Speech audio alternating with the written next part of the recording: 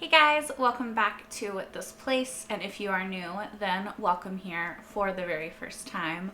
I am Carmen, and today we are going to watch Season 3, Episode 12 of The Expanse. I cannot believe that we are almost done with Season 3.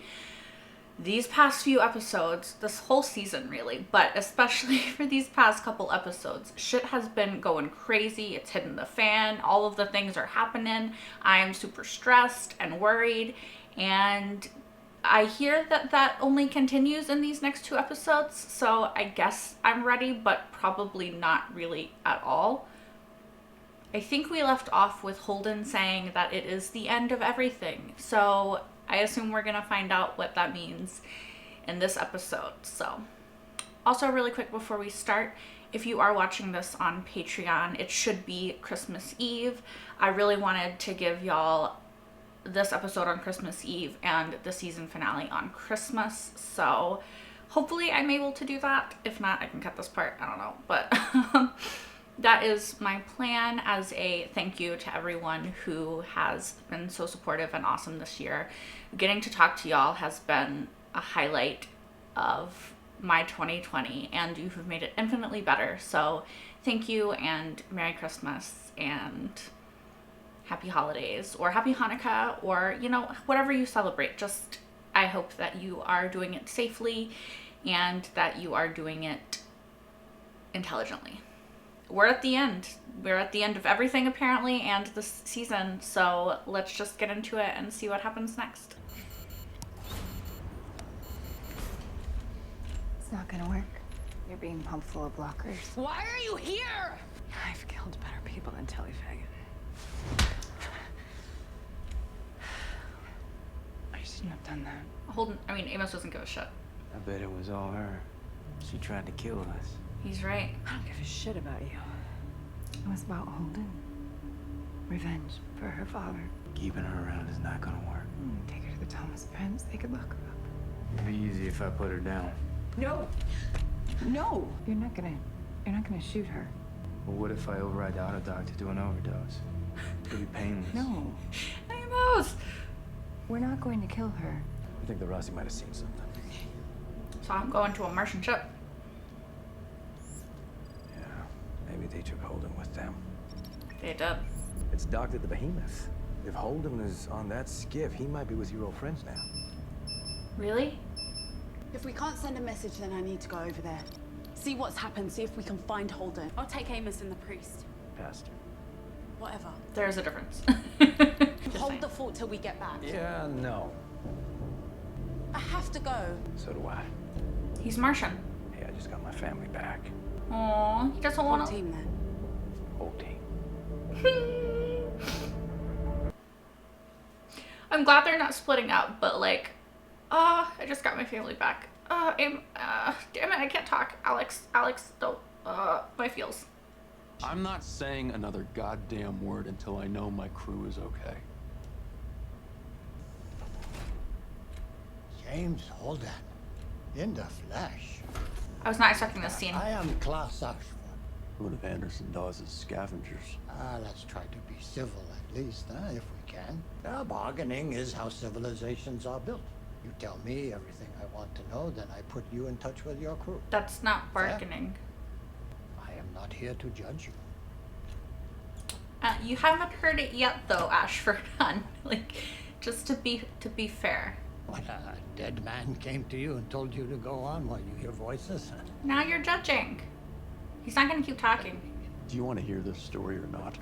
Yeah, you just said you weren't gonna judge. Don't be judgy. It was like seeing a whole civilization. Strange, bright minds, not human. The ones who sent the proto-molecule. The ones who created it. They made the station. We've had it all wrong about the proto-molecule. Okay, It's not a weapon. what is it? It wasn't sent to kill us. It was just trying to build a road. A Every rogue? single person on Eros died for that It road. doesn't care about us It cares about itself? any more than we care about anthills we pave over. Oh. Everyone it could talk to is gone. Oh. Something killed them. They tried to stop it. Burned whole solar systems like they were cauterizing a wound. What? Only it didn't work. So what? Wait, so there's something more powerful We're than the in a graveyard. proto molecule? We need to get out of this place. Yeah. And never come back. Yeah. Yeah. Mm-hmm. Permission for this team to remain aboard, sir. All are welcome. But your weapons, Emma, I'm not giving you my armor. those are the rules on this ship. I mean, that's fair because your armor poses a threat.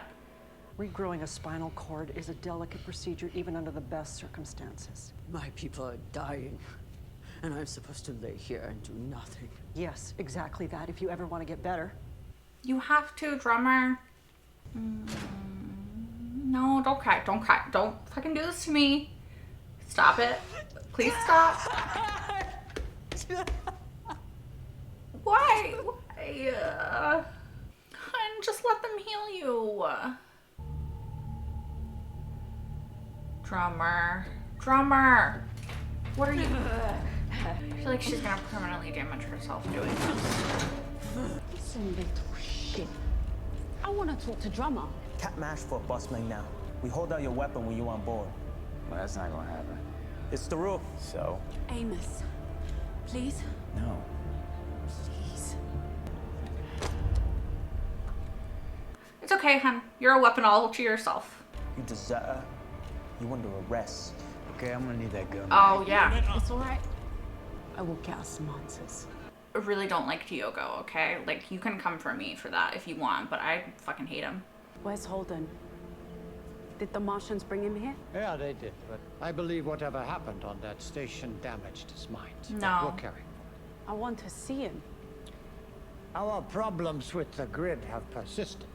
Okay, fix the ship, but like, I'll come up with a plan let her see to Holden. stabilize the grid. And put together teams to implement the repairs. Good. Can we not put her with Holden, though? Like, can she be somewhere else? Yeah. Hey. I'm Jim. What are you in for? Don't talk to her. I think that's what most of my life is. Seeing what needs to be done and Doing it. trying to do it. Mine too. He's connecting with her. I like it. She's doing something stupid. Why is nobody watching her? Backache's pretty bad, right down to the spot where I can't feel anything at all. I'm so sorry. I Don't. sort of need a favor. Holden is here. If I could just talk with him, then maybe he can help. And I thought you'd come to check on me. Of course I did. You knew she would take it that way. I can make this work. I'm glad you're back. You know he's dead, right? I do. Amos. You still trying to help? No. She's just sad. Taking a moment with him. I'll bring you some food. Amos is like, I love him. Full stop. Everything we do here is to buy one more chance to live, one more breath. So do your fucking job, or I will space you myself. I kind of wish he would. I'm just. Why do you care? I don't. That's what's strange. I try to care about everyone. It's exhausting. But she When doesn't. Amos offered to kill you, She wanted to let I him do wanted it. to let him. I understand. I think her father was a terrible person. But a lot of people have terrible parents, and I think, well, she's clearly a damaged person, but then it wasn't. Yeah. It wasn't mercy. I was vanity. I didn't want to think of myself as someone who wanted vengeance. You should have let him kill me. You don't get the easy way out.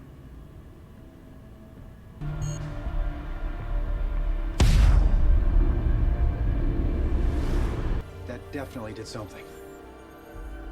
We still not move. The pattern's changed. The outer energy definitely had an effect. It'll take time to analyze all this.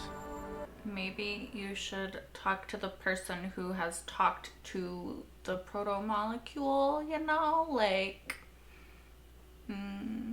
Open the door. Sorry, bossman, no can do. You're not supposed to leave this one alone. He won't be alone.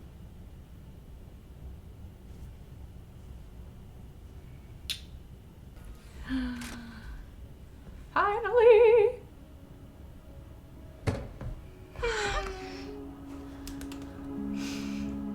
I love them.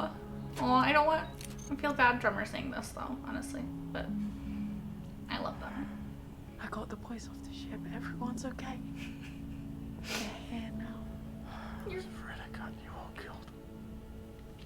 Your family's okay. You didn't. I'm just happy you're here. I never should have left. Reunion. I love it. I'm sorry. I'm sorry. Fix all this. I'm completely fucking lost. All of it has to mean something. Otherwise, all these people have died for nothing. I'm not responsible for this. Yes, I am. It's talking to me. Talking to anyone else. I wish it were, but it's not. I have to figure out what it wants. I'm the only one who can. This is going to destroy you. It doesn't matter. I have to fix it. That's who he is. He's the fucking hero. Like, damn, of course. The station is now generating magnetic pulses like a railgun charging up only on a massive scale. The pulses are focused toward the ring gate. They burned whole solar systems like they were trying to cauterize a wound. Oh, are you listening now? Nothing, just something a madman told me. He's not... Do you know how long this will last? I estimate less than 7 hours before it becomes a continuous signal. Whatever's gonna happen, it will happen then. In 7 hours. So maybe talk to Holden. I would talk to Holden. Like, go. Go.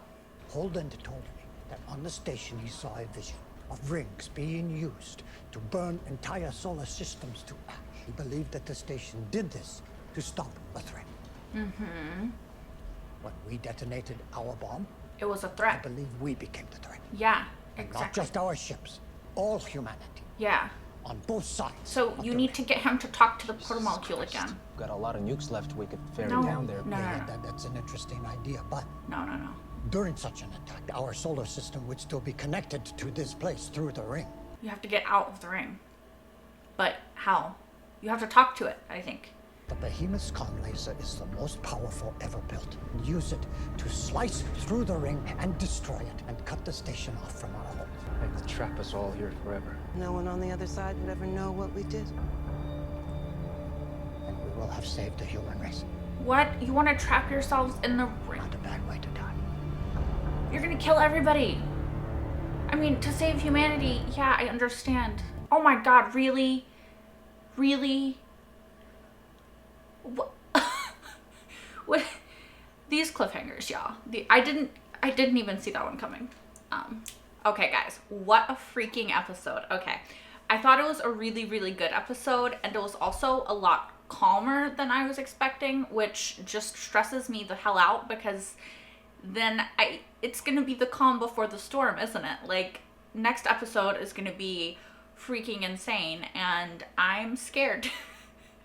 Honestly, I'm a little bit scared, because the way that it ended with Ashford deciding that they should do this thing, which at least he's taking into account what Holden said, but also, like, let's not kill everybody that I care about. Well, Christian is on the other side, but let's not kill everybody, okay? Because I don't want that, you know? Like, I don't know.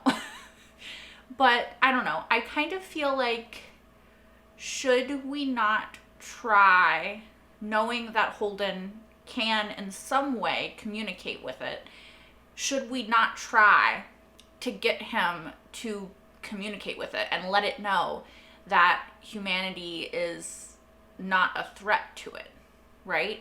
It seems like, based off of the story that Holden told, and y'all can let me know if I got this way wrong, but it seems like Holden said that they were in a graveyard, that this was a place where the species who built the proto-molecule used to reside, and it's kind of the echo of what's left of them, in a way, right? And so they were killed by something else, another alien race that is more powerful than the race that built the proto-molecule. And it has the proto-molecule, the graveyard, the structure, right? It has killed entire solar systems. Is that what he said? In order to cauterize the wound, right? Like, it doesn't understand. It is lashing out, like I kind of theorized in the last episode, you know? It's like, ow, pain, hurt, bad, push back against that, right? So, I don't know, but it obviously has the ability, it seems to me, based on Proto Miller, that it has the ability to form a visage, and by which it can communicate with Holden. So could we not maybe try to get Holden to communicate back to it without having to resort to destroying it? Because then you're kind of fulfilling the prophecy, right? It's like it thinks that you're going to hurt it, and so you hurt it. But it's not lashing out at you because it wants to hurt you. It does, but only because it's perceiving you as a threat, like the thing that hurt it before. So I don't know. I do think, Loki, shush bud, I do think that we should try and talk to it first. I think that you should always try and talk first. In this episode, when they were talking about doing that, and I was thinking, like, talk first, please, just talk to it. It kind of reminded me of the episode of Doctor Who where Peter Capaldi's doctor is saying, it's a really good episode, but he's saying basically, like, you know, you'll fight like war, essentially, right? And you fight at each other until you eventually concede to doing the thing that you're always going to have to do in the end anyway, and that's to talk and figure out how to move forward in a peaceful way. And so I feel like, obviously, they wouldn't have to talk. If they could destroy the proto-molecule, save everybody on the other side, then their sacrifice, even though nobody would know, would be worth it. But I feel like we don't have to go to that place. Like, we could try talking. We could try. That's all I'm saying. It's just, we could try.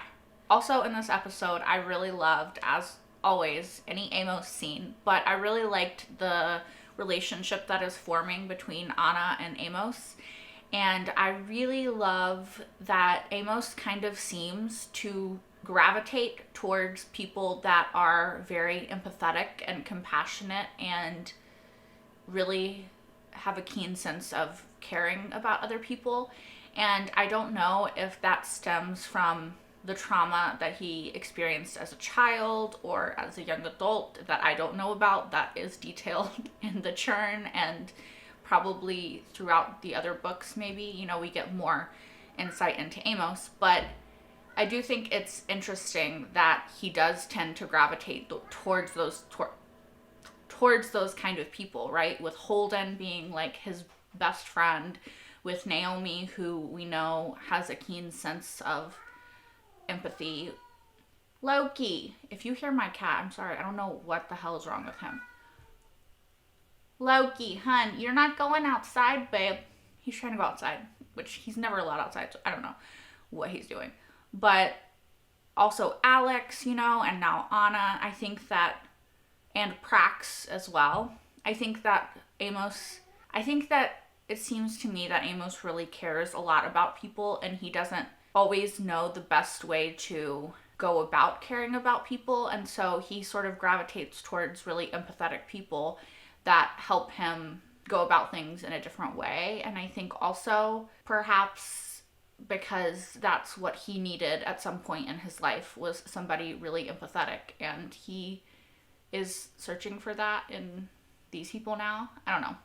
I'm not trying to psychoanalyze. I mean, I am trying to psychoanalyze Amos. Like, I want to know everything about him. But all of that to say, I really liked the Amos and Anna scenes. I loved when he's like, well, you know, I'm just going to fucking kill her because, you know, people like this, you just have to kill.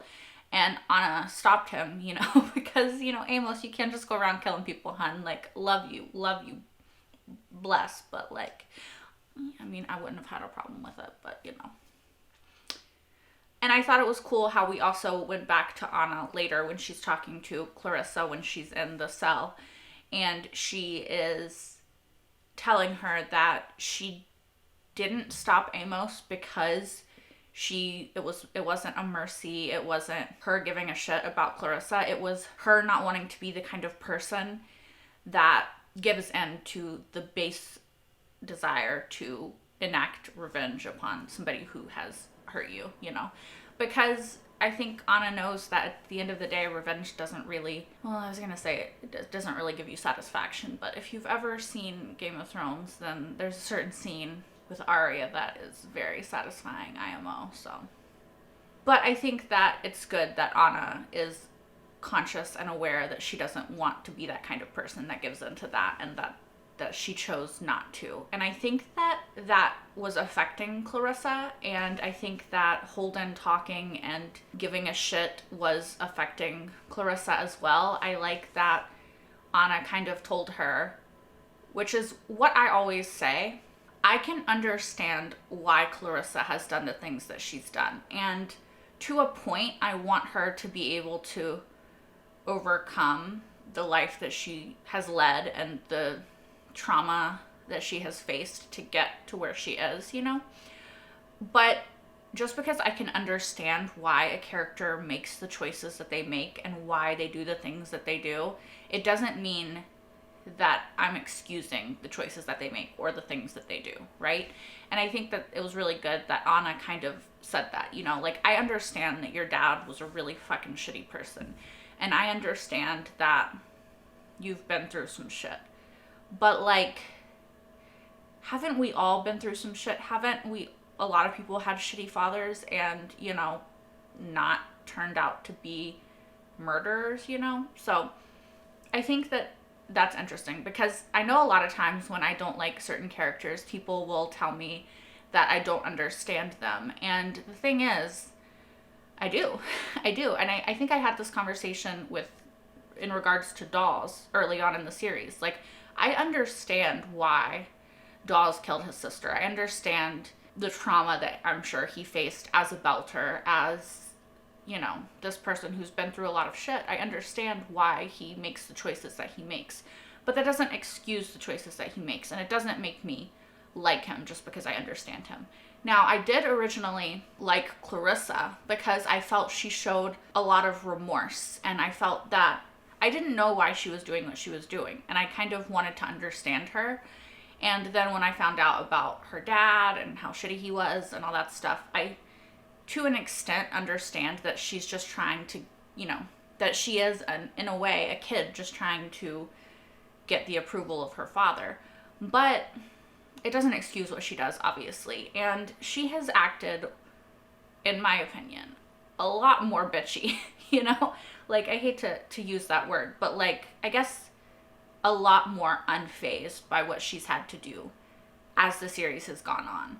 Now, when she was talking to Anna, or when Anna was talking at her, and then when she was listening to Holden, she did seem to be displaying some sort of remorse or some sort of thinking, at least, you know? So, I don't know. I kind of have, like, turned the corner on her character where I'm not as empathetic anymore, though, so